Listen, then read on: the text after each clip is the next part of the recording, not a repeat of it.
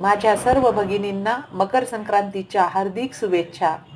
आज आम्ही मकर संक्रांतीनिमित्त पिंपळे सौदागरच्या विठोबा रुक्माई मंदिरात गेलो. समोरच अप्रतिम सुंदर अशी तुळस होती. तुळस पूजा केली आणि आम्ही लगेचच समोरच्या कासवाचीही पूजा केली. प्रत्येक मंदिरासमोर कासव असते.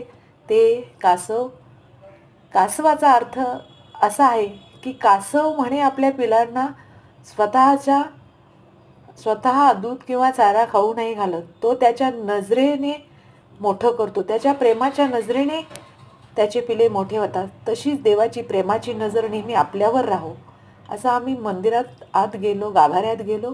विठोबा रुक्माईची सुंदर पूजा केली, मनोभावे पूजा केली, मनोभावे प्रार्थना केली.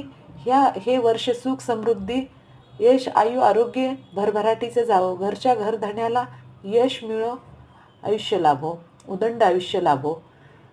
त्याचप्रमाणे सर्वांना सुखी करो. आम्ही सर्व मैत्रिणींनी तिथे बसूनच ओटीचा कार्यक्रम सुरू केला. कारण सकाळी लवकर गेल्यामुळे मंदिरात तशी फार गर्दी नव्हती.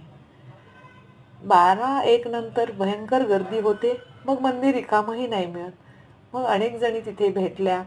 सुंदर साड्याही बघायला मिळाल्या. सुंदर मेकअप केले होते. प्रत्येकीने साधी अशी हेअरस्टाईल केली होती. मग आम्ही ओटीचा कार्यक्रम घेतला. तिळगुळ घ्या, गोड गोड बोला म्हणून असं सर्वांनीच 5-7 सवाष्णींना तिळगुळ दिले, ओटी भरली. रामाचा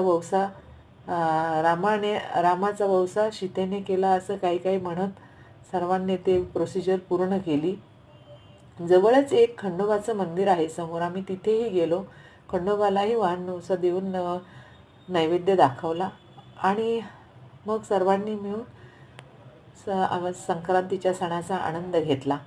तर तुम्ही व्हिडिओ आवडला असेल तर लाईक करा, शेअर करा, सबस्क्राईब करा. जय जिजाऊ, जय शिवराय.